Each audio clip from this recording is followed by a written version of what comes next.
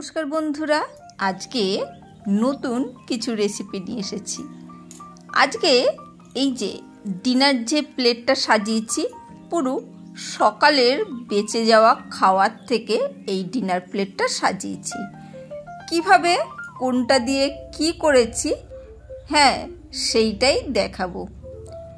চলো, এই দেখো, সকালে কিছুটা ভাত বেঁচে গেছিলো, আর এখানে রয়েছে একটু মাংসর তরকারি, অল্প আলু আর মাংস, আর এখানে রয়েছে একটু ডাল, বিউলির ডাল।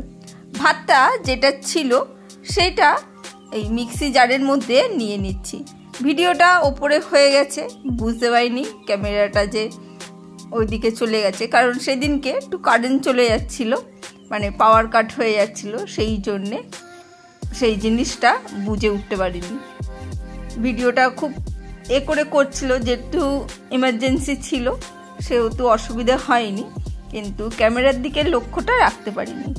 আর ওই ভাতের মধ্যেই, ভাতের সাথে আর কিছু দিইনি, শুধু ভাতই দিয়েছি। ভাতের মধ্যে দিয়ে দিলাম চিনি, অল্প একটু চিনি দিয়েছি, আর দিয়েছি ডার্ক চকলেট। তোমরা এমনি চকলেটও দিতে পারো।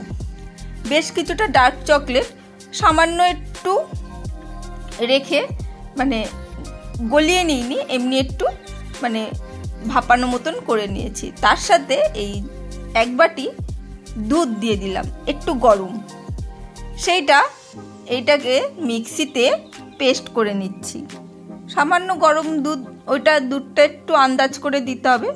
তারপরে একটা প্লাস্টিকের বাটিতে, দেখতেই পাচ্ছ কতটা ঘন হয়ে গেছে, বেরাচ্ছে না, একটা চামচের সাহায্যে এইভাবে আমি সেটাকে বের করে নিলাম।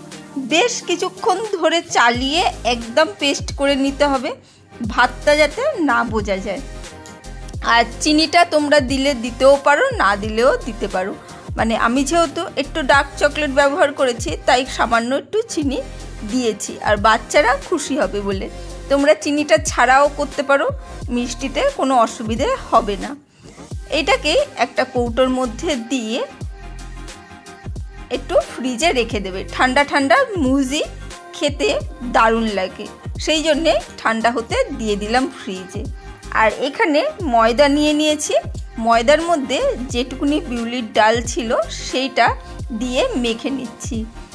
একটু কম ছিল যেহেতু, যদি মানে পুরোটাই ডাল দিয়ে মাখতে পারো খুব ভালো হয়। আর যে কোনো ডাল দিয়ে, তোমাদের মুসুর ডাল হোক, মুগ ডাল হোক, যে ডাল দিয়েই হোক, মানে সকালে হয়েছিল সেই ডালটা দিয়েই কিন্তু ময়দাটা মেখে নিতে পারো সুন্দর। আর এর মধ্যে কিচ্ছু দেওয়ার দরকার নেই, কারণ ডালের মধ্যে যথারীতি তোমরা যখন রান্না করেছিলে মশলা, ফোড়ন, লবণ, মিষ্টি সবটাই দেয়া ছিল, সেই জন্যে সেটা দিয়েই ময়দাটাকে খুব সুন্দর করে মেখে চাপা দিয়ে রেখে দেবে। ডালটা গতি হয়ে গেল, এদিকে আলু সেদ্ধ হতে বসিয়েছি।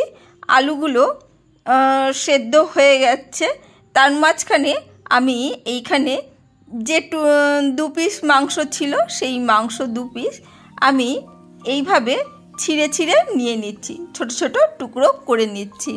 2 পিস মাংস দিয়ে রাত্রিরে সবার তো হয় না, কি করা যাবে, এইভাবে যদি করে নাও খাটনিটাও কম, আর নতুন কিছু রেসিপি সবার সামনে তুলে ধরলে সবাই কিন্তু আনন্দের সাথে খেয়ে নেবে।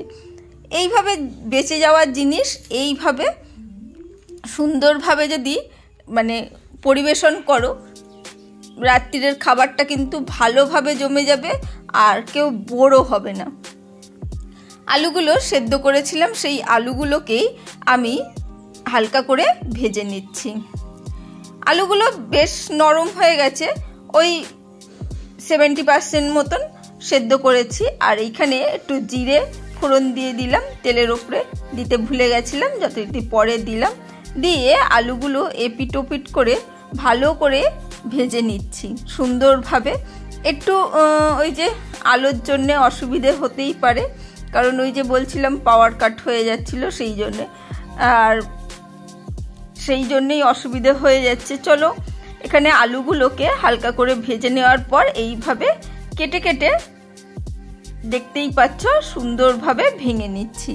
আলুগুলো যেহেতু 70% সেদ্ধ হয়েছিল, আস্তে আস্তে ভাজার সময় সময় আরও কিছুটা সেদ্ধ হয়ে গেছে, আর কিছুটা ভেঙে নিলাম। আর এখানে একটু লবণ আর দিয়ে দিলাম একটু জিরের গুঁড়ো।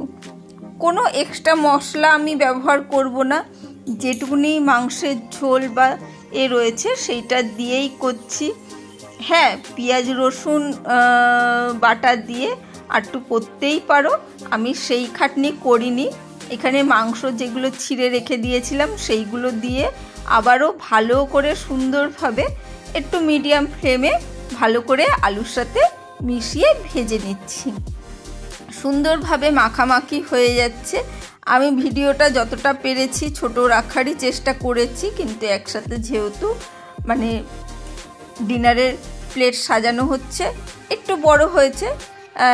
এবারে যে 2-3 পিস আলু ছিল আর ঝোল ছিল সেটাও দিয়ে দিয়েছি, সেটাও দিয়ে ভালো করে নাড়াচাড়া করে মিশিয়ে নিচ্ছি।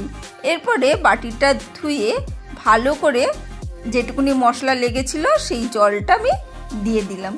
দিয়ে এরপরে আমি ওই যে লবণ দিয়েছিলাম, তরকারিতে লবণ দেয়াই রয়েছে, কিন্তু আলুটা সেদ্ধ করার সময় এক্সট্রা যে আলুটা দিলাম তখন তো আর লবণ দিইনি, সেই জন্যেই লবণটা ব্যবহার করলাম।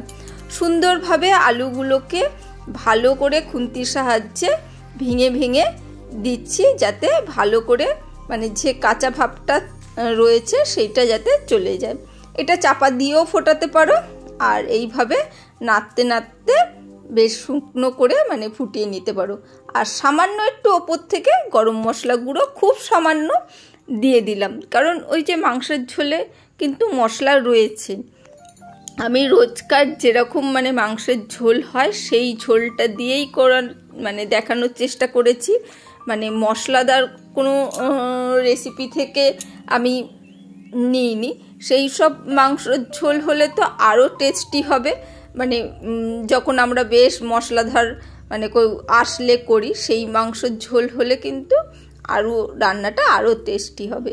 এখানে এরপরে আমি ময়দাটা ভালো করে ছোট ছোট করে লেচি করে নিচ্ছি। পরোটা ভেজে নেবো, লাচ্চা পরোটার মতন। যে সাইজে তোমাদের বাড়িতে খায় সেই সাইজে করার চেষ্টা করবে।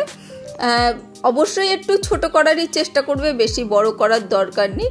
লেচিগুলো করে সুন্দর করে পাকিয়ে তেল দিয়ে সুন্দর করে গোল করে, যেমন লাচ্চা পরোটা বেলে সুন্দর করে কেটে, কেউ এমনি ভাজ ভাজ করে, যে যেরকম করে করে সে সেইভাবে করে নেবে।